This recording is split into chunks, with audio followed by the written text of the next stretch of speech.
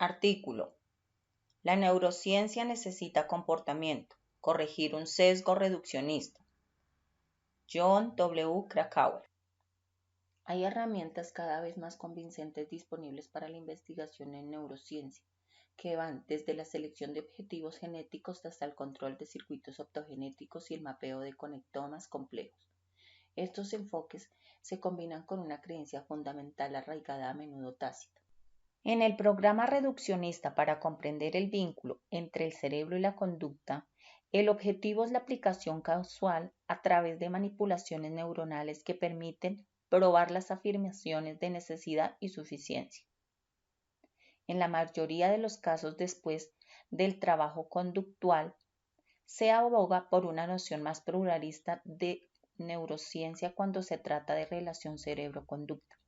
El trabajo conductual proporciona comprensión, mientras que las intervenciones neuronales prueban la casualidad. Introducción. Los avances en la tecnología han permitido el estudio de las neuronas, incluidos sus componentes y maquinaria molecular. Este trabajo promete proporcionar mucha información nueva sobre la estructura y fisiología del cerebro independientemente del comportamiento. Por ejemplo, la biofísica de los receptores a los detalles de la suma espacial de las dendritas. Además, nuevos métodos como la optogenética permiten determinar algunas relaciones causales entre el cerebro y su comportamiento. Sin embargo, aquí argumentamos que el examen detallado de las partes del cerebro o su perturbación selectiva no es suficiente para comprender cómo genera el comportamiento del cerebro. Ahora ahondaremos un poco sobre los conceptos de biofísica y optogenética. La biofísica es la ciencia que estudia la biología con los principios y métodos de la física, al aplicar el carácter probabilístico de la mecánica cuántica o sistemas biológicos, se obtienen métodos puramente físicos para la explicación de propiedades biológicas. La optogenética es la combinación de métodos genéticos y ópticos para controlar eventos específicos en ciertas células de tejidos vivos, incluso de mamíferos y de otros animales, con la precisión temporal necesaria para mantener el ritmo intacto de funcionamiento de los sistemas biológicos. Figura 1. Las múltiples asignaciones de potencial entre patrones de actividad neuronal de los comportamientos naturales. En esta figura muestra los patrones de actividad neuronal y comportamiento natural de los animales gato y ratón. A. Todos los posibles patrones de actividad de cerebro representado en círculos de color azul pálido y su conjunto de este círculo de azul oscuro medio. Estos serán relevantes en animales que se comportan en entorno natural representado en círculos grandes de color magenta. B. Diseño de tareas de comportamiento que son ecológicamente válidos en círculos pequeños color magenta. Esto asegura el descubrimiento de circuitos neuronales relevantes para el comportamiento naturalista. Círculo pequeño de color azul. Las tareas que provocan las especies típicas y los comportamientos con señales típicas son ejemplos. C. Para estudiar el comportamiento animal en el laboratorio de la tarea indicada representa en el círculo pequeño de color blanco. Podría ser casi no ecológico que provoca respuestas neuronales. Círculo pequeño azul. Estos comportamientos nunca se utilizan en el comportamiento natural. D. Realización múltiple de diferentes patrones de actividad o configuraciones de círculos pequeños de color azul. E. El mismo patrón de actividad neuronal, círculo pequeño azul, puede ser usado en comportamientos diferentes, círculo de color magenta. El círculo con perímetro discontinuo en B y E es el subconjunto de todas las posibles patrones de actividad que se reflejan en los comportamientos naturales, explicado en la figura A. Una razón es que no tenemos conocimiento previo de cuál es el nivel relevante de organización cerebral para cualquier comportamiento dado. Cuando esta preocupación se combina con la degradación profunda del cerebro, se hace evidente que el enfoque de la manipulación causal no es suficiente para obtener una comprensión completa del papel del cerebro en la conducta. Marot, 2009. El mismo comportamiento puede resultar de configuraciones de circuito alternativas. Mardet, 2006. De diferentes circuitos en conjunto o el mismo circuito puede generar diferentes comportamientos. Katz, 2016. En las figuras 1D y 1E, esta preocupación se ha expresado antes de diversas formas. Anderson, 1992.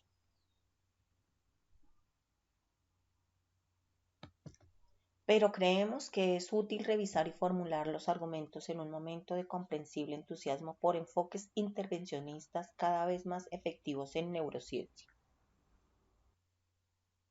De este estudio sale una analogía de la informática que tiene un atractivo tanto histórico como conceptual. Es la distinción entre software y el hardware, donde el software representa qué está haciendo el cerebro o uno de sus módulos, y el hardware representa cómo lo está haciendo. Stenberg lo ha declarado como la distinción entre procesadores y los procesos que se implementan. La pregunta central que abordamos aquí es si los procesos que gobiernan el comportamiento se infieren mejor a partir del examen de los procesadores. En una bonita ironía, la analogía de la ciencia de la computación ha cerrado el círculo con un estudio provocador que aplicó numerosas técnicas de neurociencia en un solo microprocesador análogo a un cerebro, en un intento de entender cómo controla 3 videojuegos clásicos. Para el experimento fue crucial que la respuesta se conocía a priori. Las operaciones del procesador se pueden dibujar como un diagrama de flujo algorítmico. El resultado aleccionador fue que realizar neurociencia intervencionista en el procesador no podía explicar cómo funcionaba el procesador.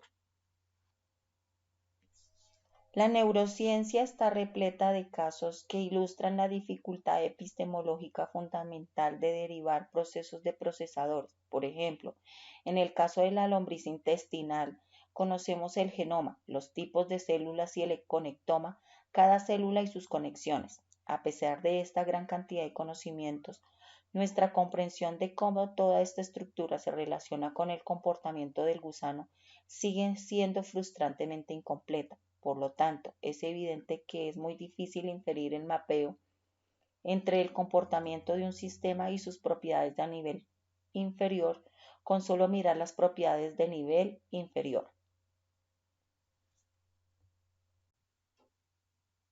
Cuando nos preguntamos cómo genera el cerebro el comportamiento, estamos preguntando principalmente acerca de cómo se organizan los módulos de procesamiento putativo para que se combinen para generar el comportamiento en un entorno de tarea particular.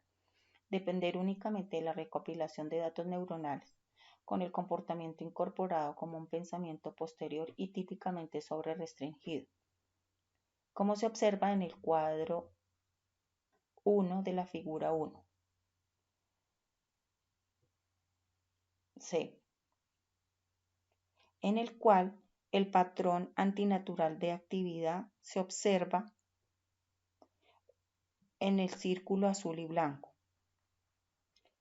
y el comportamiento exterior repetitivo natural se observa en el círculo de color magenta.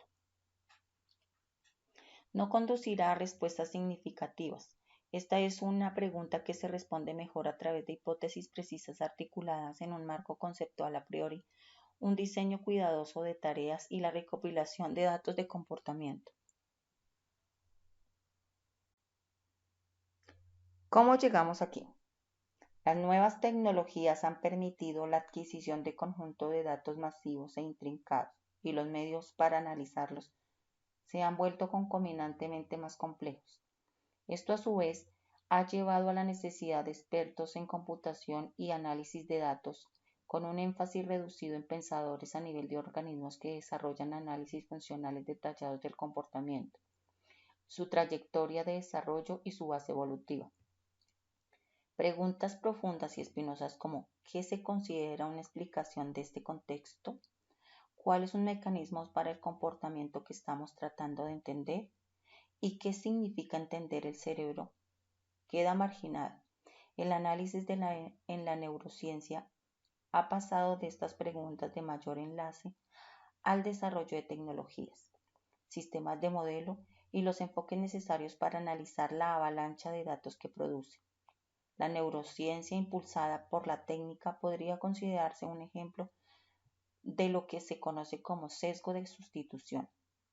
Cuando nos enfrentamos a una pregunta difícil, a menudo respondemos a una más fácil, generalmente sin notar la sustitución. En un interesante paralelo histórico, la historiadora Lily Kay descubrió cómo la biología molecular también surgió al otorgar una semejanza a la tecnología y a su aplicación en sistemas de modelos simples. Ella cita la línea de Monod: lo que es cierto para la bacteria es cierto para el elefante. Esta línea ha hecho eco con el argumento que la biología molecular y sus técnicas deberían ser un modelo para la comprensión de la neurociencia. Esta visión es un poco reduccionista y totalizadora, pero se toma como evidencia de que la fe excesiva en la biología molecular puede ser culpable de que las explicaciones en la neurociencia. Se reconoce el papel que juega la tecnología en el avance del conocimiento biológico, pero no es suficiente para comprender la relación cerebro-conducta. Los datos obtenidos de nuevos métodos no pueden sustituir el desarrollo de nuevos marcos conceptuales que proporcionen el mapeo de datos neuronales y el comportamiento en un sentido algorítmico. Para lograr esta tarea requiere de hipótesis, teorías basadas en una cuidadosa descripción y sus subrutinas. Este trabajo debe ser conductual, detallado, como el trabajo a nivel neuronal.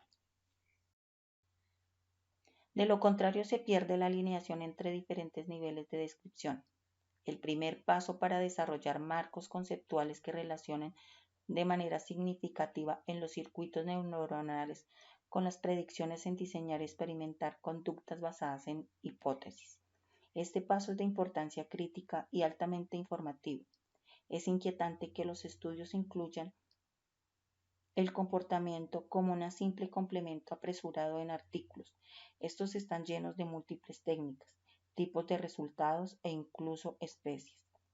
Cada artículo debe ser un decatlón metodológico para ser considerado importante. El comportamiento debe verse como algo que pueda ser un fenómeno fundamental.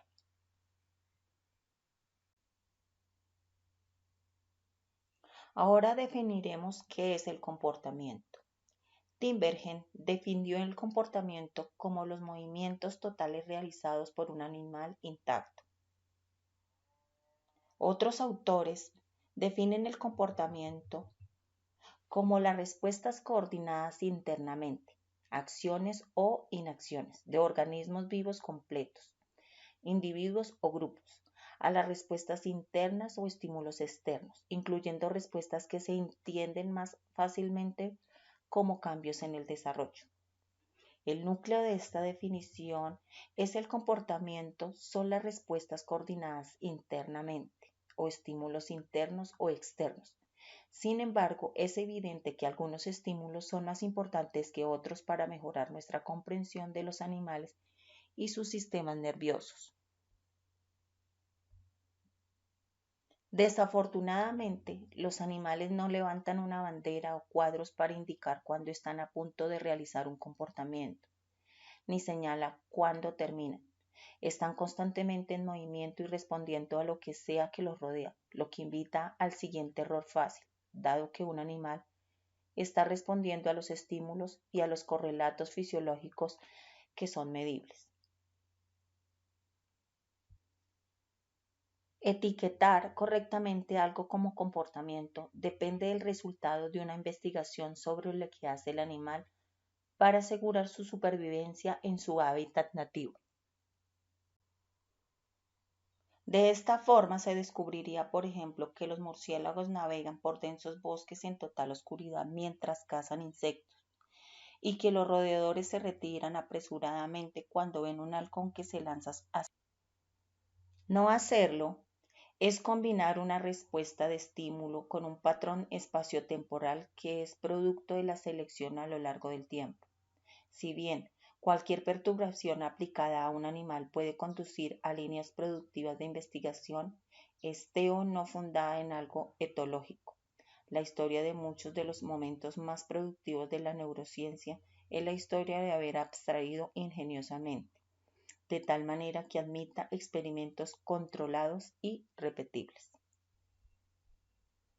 A la luz de lo anterior, colocar a un animal que se comporta en una situación en la que percibe eventos sensoriales que son relevantes para el comportamiento y puede actuar sobre ellos aproximadamente de la misma manera que si estuvieran incrustados en el mundo, puede ser de enorme utilidad.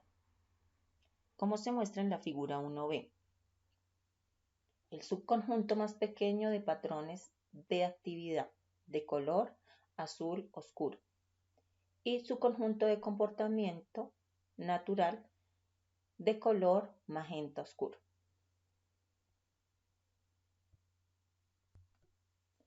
Por ejemplo, involucrar a un sujeto con la presencia real o simulada de otro puede capturar principios de comportamiento que son comunes en todas las especies.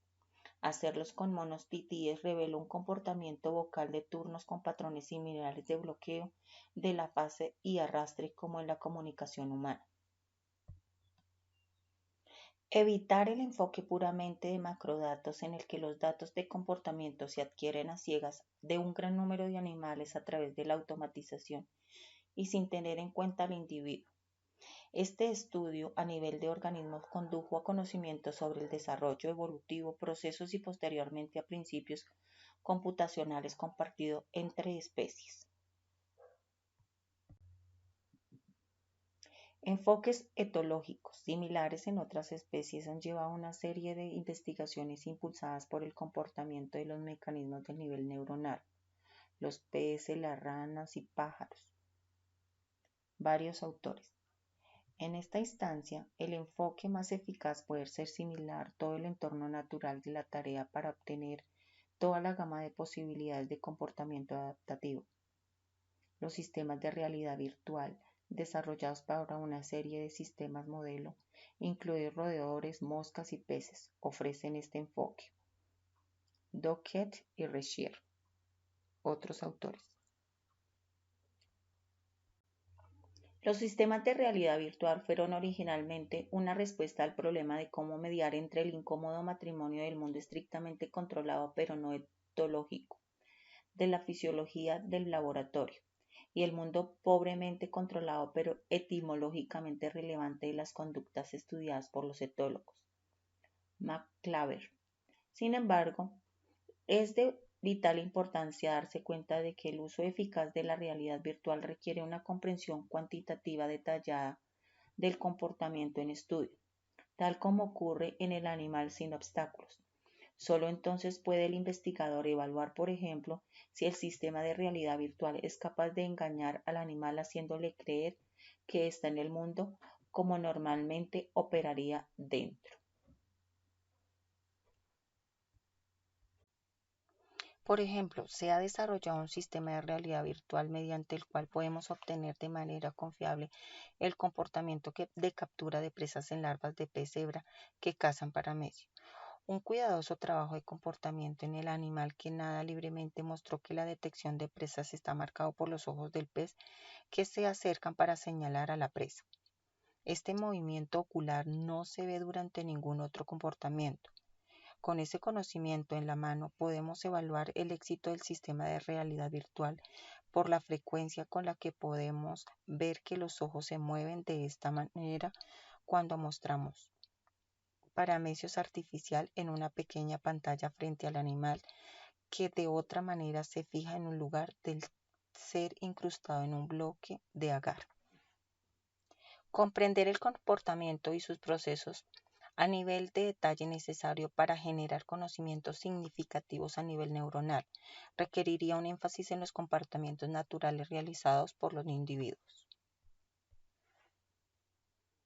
Aunque existen nuevas tecnologías que permiten la adquisición ciega de conjunto de datos de comportamiento masivos y la aplicación de algoritmos de aprendizaje automático, no conducirían a los análisis funcionales detallados del comportamiento etológico, su trayectoria de desarrollo y su base evolutiva que son necesarios para las teorías del nivel de implementación apropiadamente restringidas. Anderson y Perona 2014 y otros autores. ¿Por qué todavía necesitamos el comportamiento?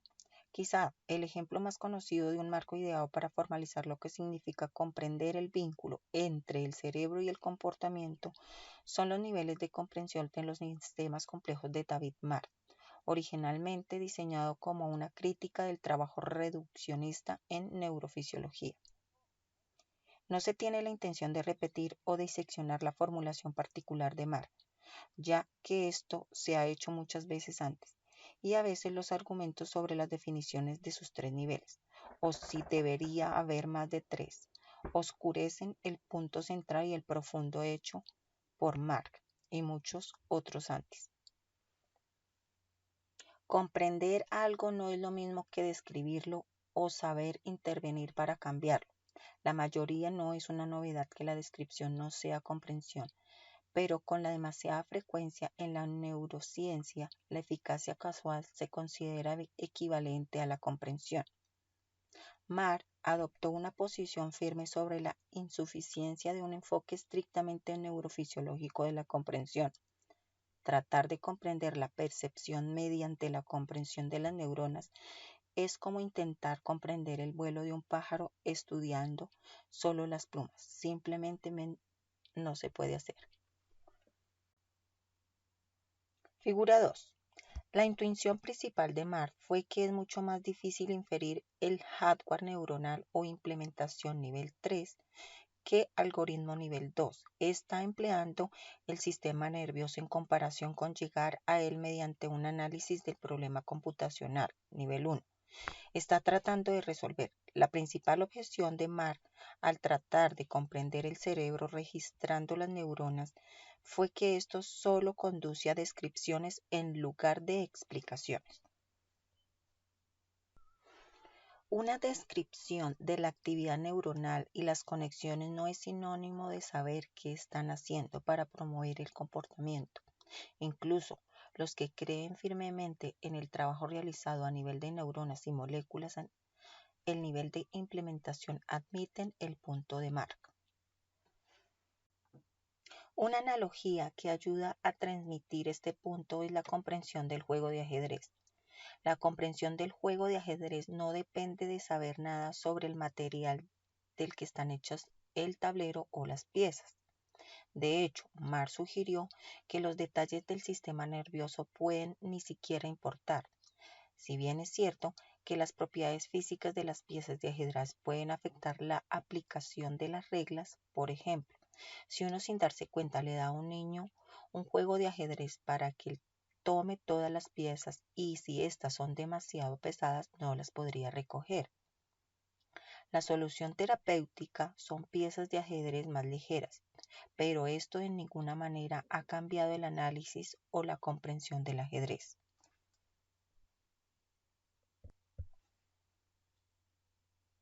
Esta analogía con el ajedrez sirve para señalar un punto importante.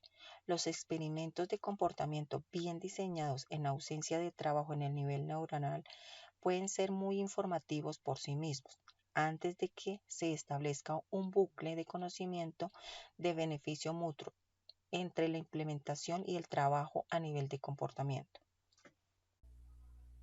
Explicación de la figura 2. Los tres niveles de análisis de Marr. A. Un pájaro intenta volar aleteando sus alas, cuya aerodinámica depende de las características de sus plumas. Las plumas tienen algo que ver con el vuelo y el aleteo, pero ¿qué nivel de comprensión alcanzamos si disecamos las propiedades solamente de las plumas? Los murciélagos vuelan pero no tienen plumas y los pájaros vuelan sin aletear. B. La relación entre los tres niveles no es arbitrario. El paso 1 viene antes del paso 2. El nivel de comprensión algorítmica es esencial para interpretar su implementación mecánica. Paso 2. El trabajo del nivel de implementación de retroalimentación para informar el nivel algorítmico. C. Un sesgo epistemológico hacia una visión basada en la manipulación del entendimiento inducido por la tecnología. Un ejemplo más concreto de los problemas que surgen si se utilizan datos neuronales para inferir un proceso psicológico proviene de los debates sobre la relevancia conductual de las neuronas espejo. Las neuronas espejo, que se descubrieron por primera vez en la corteza premotora de los monos, se activan si el propio mono realiza un objetivo motor en particular o si se observa a otro individuo hacerlo. Se ha realizado una gran cantidad de variantes de estos experimentos, tanto en monos como en humanos, pero todos tienen el mismo enfoque general. Muestran un disparo neuronal común o patrón de activación de fMRI o EEG cuando se logra un objetivo en la primera persona u observando en tercera persona. La interpretación tiene entonces la siguiente lógica. Como las neuronas pueden decodificarse con intención en la primera persona y otras mismas neuronas decodificadas por la misma intención en tercera persona, entonces la activación de las neuronas espejo pueden interpretarse en el sentido de que el primate ha entendido la intención del primate que está mirando. El problema con este intento de postular un algoritmo de comprensión basado en respuestas neuronales es que no se realiza ningún experimento conductual independiente para mostrar evidencia de que ningún tipo de comprensión está ocurriendo realmente. Comprensión que podría relacionarse con las neuronas espejo. Este es un error clave en nuestra opinión. El comportamiento se utiliza para impulsar la actividad neuronal, pero no está probando ninguna hipótesis conductual. Por lo tanto, una interpretación se confunde con el resultado, es decir, que las neuronas espejo comprenden al otro individuo. Se carece de evidencia conductual adicional de que el participante comprenda al otro individuo. Esta tendencia a atribuir propiedades psicológicas a la actividad de una sola neurona, que solo puede atribuirse sensatamente a todo el organismo que se comporta, se conoce como falacia neurológica. Una falacia en la que los neurocientíficos siguen cayendo. Desde Aristóteles, Smith y Hacker 2014. Por lo tanto, lo que se necesita es un mejor marco comprobable a priori para la comprensión a nivel conductual que pueda conducir a experimentos neurofisiológicos diseñados más cuidadosamente. De hecho, en la medida que se haya examinado la comprensión de la acción en los pacientes, la evidencia no respalda el papel del mecanismo de la neurona espejo. Una revisión reciente ejemplifica en la neurociencia al afirmar que ha llegado el momento de pasar a considerar a las neuronas individuales como unidades funcionales del sistema nervioso, a conjuntos de neuronas, circuitos, redes. El argumento principal es que los conjuntos generan estados que nunca se apreciarían registrados en una sola neurona. Luego se afirma que con la aplicación de nuevas tecnologías, por ejemplo, las imágenes de dos fotones, grabaciones de múltiples electrodos, la identificación de estos estados neuronales ayudará a comprender mejor el vínculo entre el cerebro y el comportamiento. Sin embargo, no se ofrece ninguna teoría abierta que sirva de puente entre la actividad y el comportamiento del conjunto. Por lo tanto, no es claro cuán fundamental es pasar de neurona a neuronas, modelar y estudiar las respuestas del sustrato neuronal a cualquier escala, grande o pequeña. No conducirá por sí sola a comprender cómo se genera el comportamiento. Una razón de esto es que las propiedades del tejido neuronal pueden ser más diversas en el subconjunto realmente explotado para comportamientos neuronales.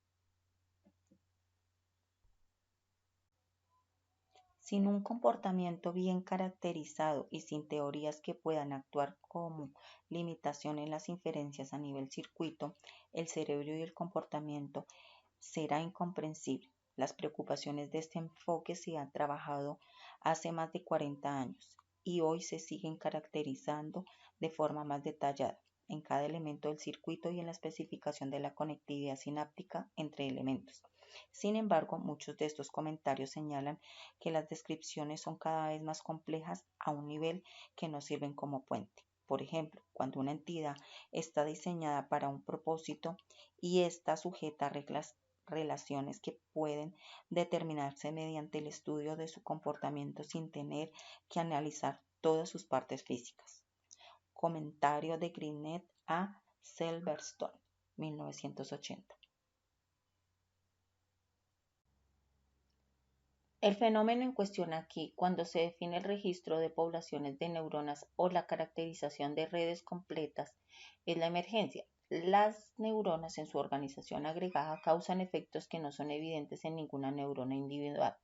Sin embargo, seguir esta lógica lleva a la conclusión de que el comportamiento en sí mismo es emergente de circuitos neuronales agregados y por lo tanto también debe estudiarse por derecho propio.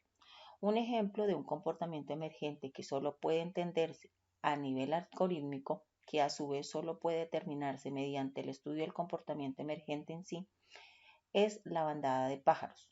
Primero hay que observar el comportamiento y luego se puede comenzar a probar reglas simples que conducirán a la reproducción del comportamiento.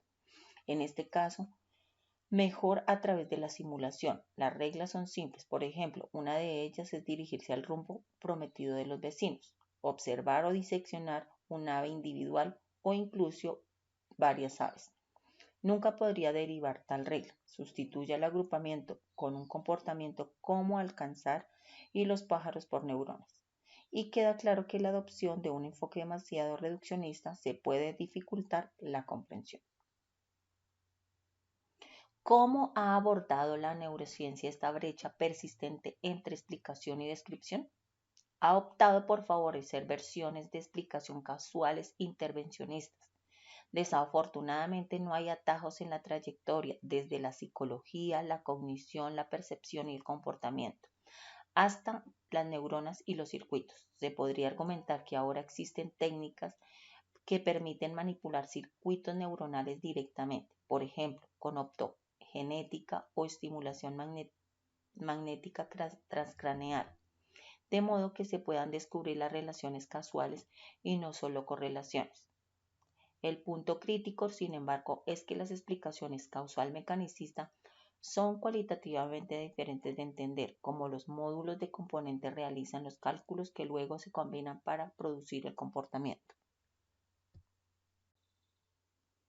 La distinción entre afirmaciones causales y comprensión a través de procesos algorítmicos o computacionales debería ser evidente a partir del argumento únicamente. El reciente estudio de Jonas y Cordin, a los que nos referimos anteriormente, proporciona una demostración empírica de la diferencia fundamental entre intervenir y registrar versus comprender cómo influye la información a través de los pasos del procesamiento.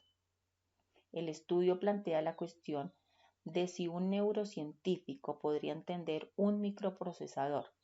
Aplicaron numerosas técnicas de neurociencia a una simulación de alta fidelidad de un microprocesador de videojuego clásico, el cerebro, en un intento de comprender cómo controla el inicio de 3 juegos conocidos que denominaron comportamientos, originalmente programados para ejecutarse en este microprocesador.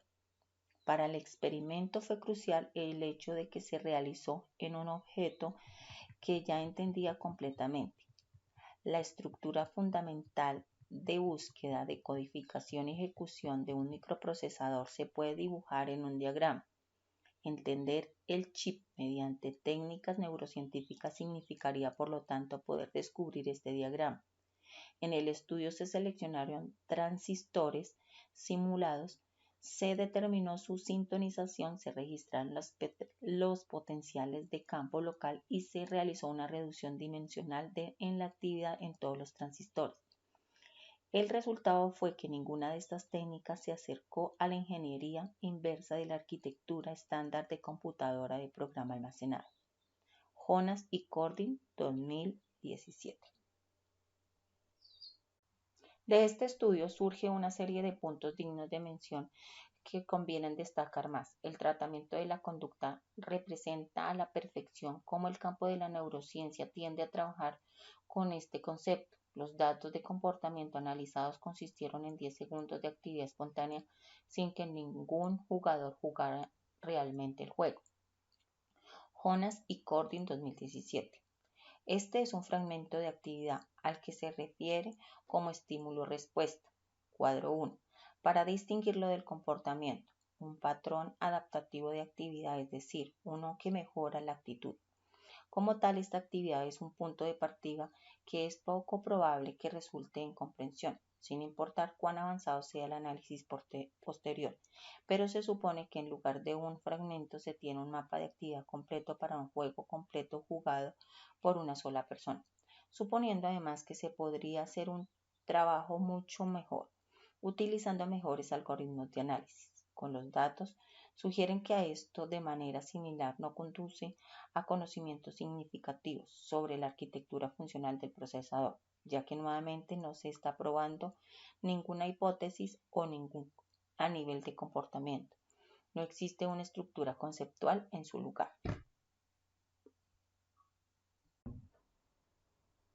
¿Cuál de un conjunto infinito de patrones potencialmente interesantes de los datos se debe seleccionar para una mayor investigación? La mejor manera de responder a esto sería examinar el juego, el comportamiento en sí.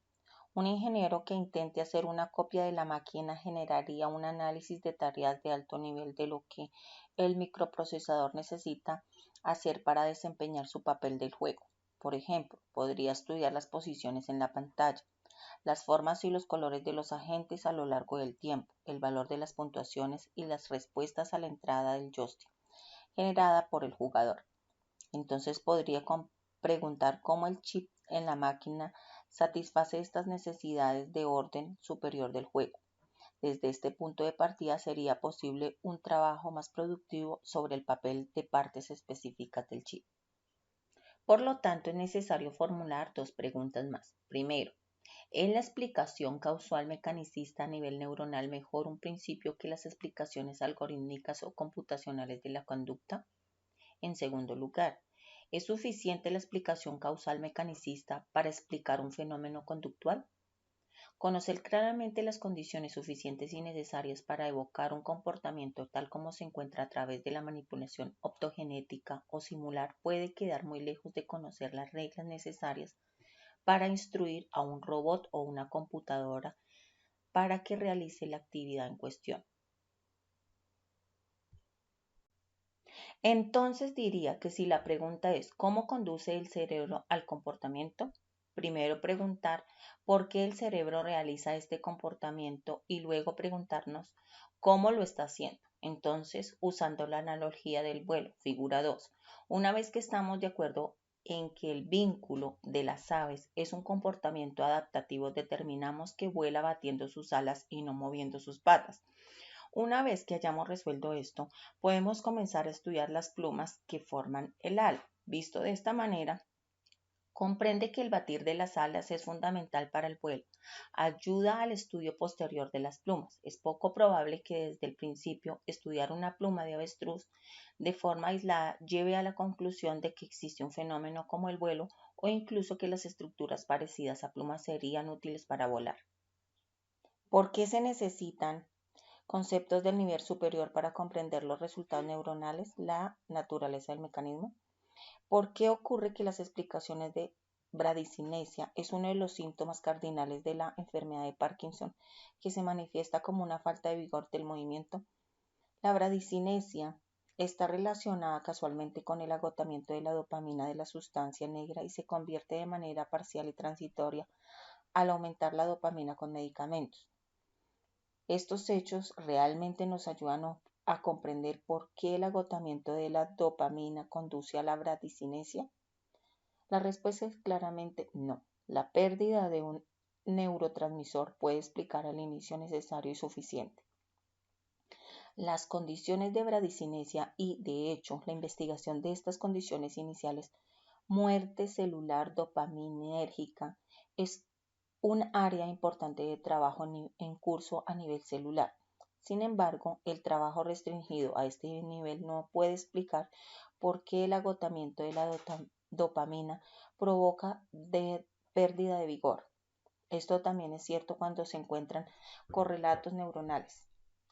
En contraste, los estudios psicofísicos en pacientes con enfermedad de Parkinson Sugirieron que el bajo vigor en estos pacientes es causado por una pérdida de motivación implícita para moverse rápido debido a una función de costo sesgada que contiene términos de esfuerzo y precisión. Mazzoni et al. 2007. Estos experimentos psicofísicos humanos llevaron a experimentos diseñados de manera análoga en ratones que demostraron que hay células en el cuerpo estriado dorsal cuya actividad se correlaciona con el vigor del movimiento y que la supresión de estas células reduce optogenéticamente el vigor. Tenga en cuenta nuevamente que estos experimentos con ratones se adhieren mucho al enfoque intervencionista casual de la explicación. La interpretación completa de estos experimentos, sin embargo, requiere el marco explicativo proporcionado por el trabajo conductual humano inicial. Localización del sonido. El estudio de la localización del sonido en cerebros de aves y mamíferos proporciona un buen ejemplo del valor del enfoque impulsado por el comportamiento que se está defendiendo. En la oscuridad, los cerebros tanto de aves, por ejemplo lechuzas comunes, como de mamíferos, por ejemplo jerbos, deben localizar las fuentes del sonido en el plano horizontal, es decir, izquierda o derecha con respecto a su propio plan corporal. Por tanto, el problema de la conducta es también especificado, es decir, localizar una fuente de sonido basándose únicamente en señales auditivas. Una forma de resolver este problema con señales de diferente tiempo interaurales, Jeffreys propuso una forma de calcular la ubicación de la fuente de sonido sobre la base de tales señales de diferencia de tiempo de una manera basada en principios. Jeffreys, 1948, demostró que el objetivo computacional podría lograrse a través de un algoritmo que combina líneas de retardo, una forma de onda de cada fuente u oído con detectores de conciencia, lo que permite traducir un patrón de activación temporal en un código de lugar. En las décadas siguientes, el modelo influyente de Jeffreys estimuló una variedad de investigaciones anatómicas, fisiológicas, psicofísicas y no formales para comprender la localización del sonido para una excelente revisión. Ver Groet, 2003. En varios experimentos de Thorst, las predicciones en este modelo algorítmico se confirmaron en gran parte a nivel de implementación de lechuzas comunes, es decir, los experimentos inspirados algorítmicamente buscaron identificar posibles implementaciones de los procedimientos con líneas de retardo y detectores de conciencia. Dado ese éxito, ahora tenemos una explicación causal y mecanicista de la localización del sonido de la lechuza común que está incrustada en una teoría computacional. El algoritmo específico se deriva de los detalles del circuito, por ejemplo, los núcleos relevantes de la lechuza común están organizados de una manera que autoriza directamente este algoritmo y no algún otro procedimiento formal, pero de manera crucial para identificar los circuitos precisos que sustentan el cálculo de la línea de retardo, más la conciencia, la caracterización del nivel computacional conductual y la hipótesis algorítmica eran requisitos previos necesarios para identificar los sustratos neuronales. Es difícil imaginar cómo las grabaciones, incluso extensas, las tinciones y los estudios anatómicos del sistema auditivo de la lechuza común, en ausencia de una teoría computacional tan motivada por el comportamiento, hubieran producido un marco explicativo tan rico. Posteriormente, se descubrió que el sistema auditivo de los mamíferos como los jerbos resuelve el mismo problema computacional utilizando un algoritmo diferente con una implementación diferente a nivel de circuito. Groge, 2003. Este hallazgo es un ejemplo convincente de realizabilidad múltiple y generación profunda, ya que diferentes características de implementación producen diferentes algoritmos, pero ambos resuelven el mismo problema computacional. Marot et al. 2009. La implementación circuito A produce el algoritmo A, que resuelve el objetivo computacional X, y la implementación B produce el algoritmo B, que también resuelve el objetivo computacional X. Figura 1D. Una vez más, sin análisis formalmente especificados a nivel de comportamiento, así como hipótesis algorítmicas explícitas, estas explicaciones mecanicistas completamente desarrolladas hubiesen sido difíciles, de hecho quizás imposibles de identificar. Electrolocalización. La neurobiología de los peces débilmente eléctricos se basa en análisis comparativos de comportamiento y evolutivos. A través de una serie de estudios, Walter Heidenreich pudo proporcionar quizás la comprensión más completa de un circuito de vertebrados desde la entrada sensorial hasta la salida motora en un análisis de la respuesta de evitación de interferencias HAR. HAR es un comportamiento natural, aunque posiblemente se descubrió inicialmente como una respuesta de estímulo, en el que dos peces débilmente eléctricos que están descargando un campo eléctrico oscilante a la misma frecuencia modificarán sus frecuencias de descarga para evitar atascar el sistema de electrolocalización del otro. Esto es importante porque su capacidad para localizar objetos en la oscuridad está mediada por la detección de distorsiones en su campo autogenerado. El análisis del comportamiento fue realizado primero por investigadores que construyeron un mundo virtual simple. Recuadro 1. Para peces eléctricos, un pequeño tanque en el que se recogía el campo eléctrico del propio pez. Luego se cambiaba ligeramente en frecuencia y se retroalimentaba, lo que resultaba en el confiable obtención de lo que ahora se llama JAR. J-A-R. Como el campo eléctrico está controlado por el sistema motor del pez, permitió la caracterización completa de un comportamiento utilizando señales controladas con precisión y sentó las bases para los descubrimientos posteriores de Heidenreich de los circuitos subyacentes en el comportamiento. A partir de este periodo, los peces eléctricos se estudiaron típicamente aplicando distorsiones de campo en todo el pez. Resulta que estas señales de campo amplio son interpretadas por los peces como señales de comunicación, ya que los objetivos de electrolocalización como las presas producen distorsiones focales de campo estrecho. Esto no se entendió completamente hasta que el comportamiento de captura de presas se rastreó automáticamente en 3 dimensiones y luego se utilizó un conjunto completo de modelos válidos empíricamente para calcular la señal neuronal que va al cerebro durante el curso del comportamiento de captura de presas. Una vez que los investigadores comenzaron a aplicar distorsiones de manera focal para imitar el efecto de la presa, enmascararon un sistema de filtrado dentro del rompencéfalo que procesaba estas señales de manera diferente a las señales de campo amplio que habían sido examinadas anteriormente. El punto es que incluso dentro de un sistema de modelo orientado al comportamiento, la comprensión de los componentes clave de este sistema no permitió una comprensión completa de cómo el cerebro procesa las señales relacionadas con la depredación hasta que se realizó un cuidadoso trabajo de simulación computacional y conductual. Aprendizaje motor. Un último ejemplo de los beneficios de una perspectiva conductual bien motivada proviene del aprendizaje motor. El aprendizaje motor a menudo se estudia utilizando paradigmas de adaptación en los que los participantes están sujetos a una perturbación externa, lo que provoca errores sistemáticos que luego se corrigen.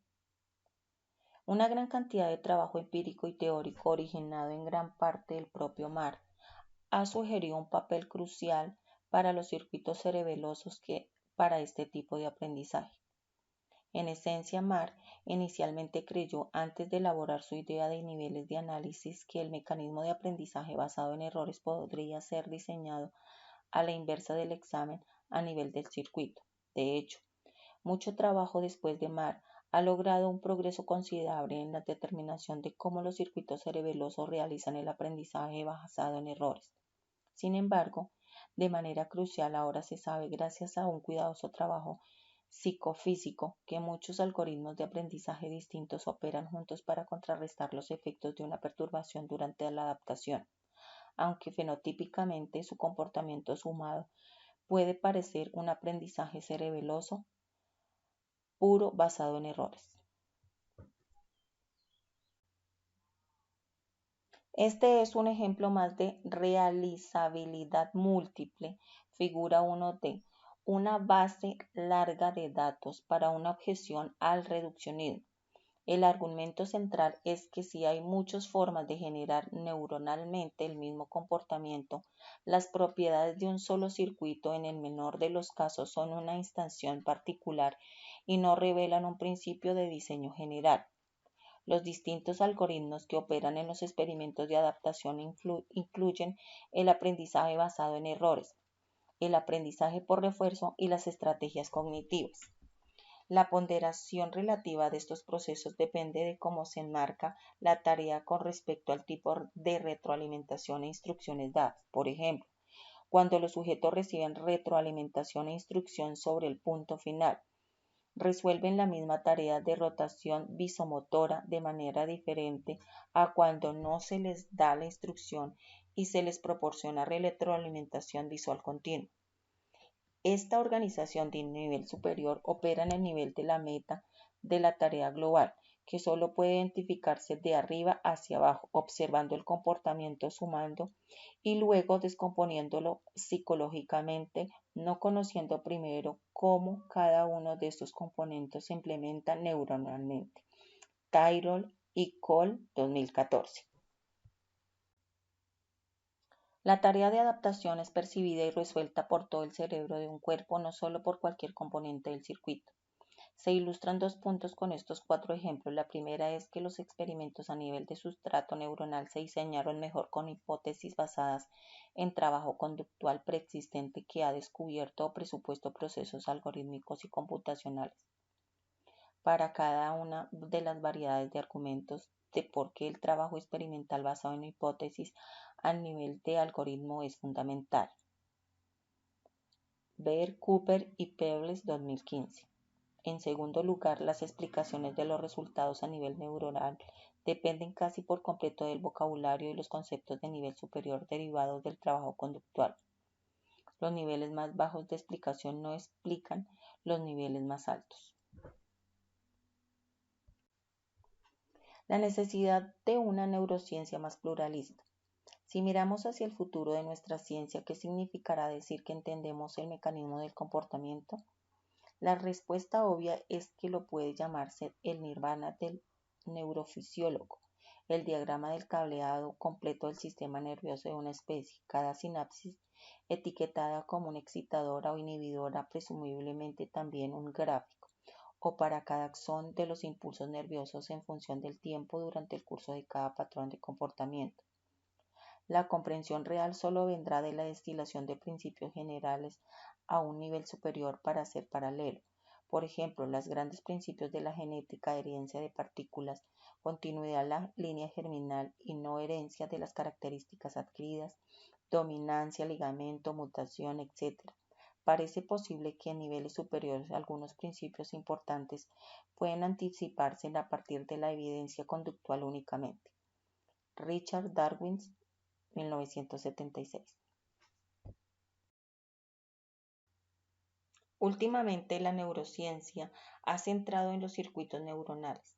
Se debe en gran parte al reciente desarrollo e incorporación de técnicas que permiten tanto la manipulación causal como la rápida adquisición de grandes cantidades de datos. Parece haber una suposición implícita de la descripción a nivel de implementación no solo permitirá afirmaciones causales, sino que también conducirá de alguna manera a una comprensión algorítmica y computacional emergencia ingenua. Sostiene que tal enfoque simplemente va a conducir al tipo de conocimiento de explicación que en última instancia exigen de las neurociencias, al menos en aquellas partes relacionadas con el desarrollo de una comprensión del vínculo entre cerebro y comportamiento que va más allá de las afirmaciones de la casualidad. Dado que la visión de la manipulación causal por sí sola no conducirá a la comprensión, una concepción más pluralista de la comprensión mecanicista puede ayudar a la neurociencia. El pluralismo en la ciencia puede definirse como la doctrina que aboga por el cultivo de múltiples sistemas de práctica en cualquier campo de la ciencia. Chan, 2012. Aquí ha argumentado que cuando los científicos preguntan cómo genera el cerebro el comportamiento, de hecho están haciendo una pregunta que se aborda mejor a través del trabajo conductual, específicamente el análisis de tareas, con la ayuda de la teoría, que permite que el comportamiento se descomponga en módulos y operaciones de procesamiento separables. Como ha argumentado Bowles, la ciencia está impulsada tanto por los avances tecnológicos como por una visión orientadora. La clave es equilibrar sus atribuciones. Sin los avances tecnológicos adecuados, el camino por adelante está bloqueado. Sin una visión orientadora, no hay camino por delante. En la medida en que el objetivo de una pregunta de investigación en neurociencia es explicar algún comportamiento, ya sea un fenómeno de la visión, la comunicación, el control motor, la navegación, el lenguaje, la memoria o la toma de decisiones, la investigación del comportamiento debe considerarse en su mayor parte epistemológicamente anterior. Figura 4. La base neuronal de la conducta no se puede caracterizar adecuadamente sin antes permitir un estudio detallado e independiente de la conducta en sí. Figura 4. La historia futura de la explicación pluralista. A. Desde hace mucho tiempo se aprecia que la comprensión de un fenómeno es multidimensional. Aristóteles postuló 4 tipos de explicación. Explicar por qué algo cambió. Es necesaria una noción poliédrica de casualidad, uno que incluya no solo la causa material de que está hecho, sino también los 3 por qué. Formal, lo que debe ser; eficiente, lo que produce; y final, para qué sirve. Tinkenberg también ideó 4 preguntas sobre el comportamiento, ir más allá de su proximidad, casualidad, mecanismo, para considerar también la evolución, desarrollo y función en el mundo real. También se muestran los 3 niveles de Mark. B. Espacio tridimensional con ejes de comprensión, manipulación, comportamiento, neuronas y niveles de Mark.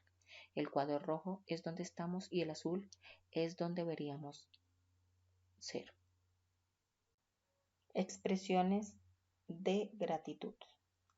Agradecen a las siguientes personas por su invaluable discusión crítica y o lectura cuidadosa del manuscrito en evolución.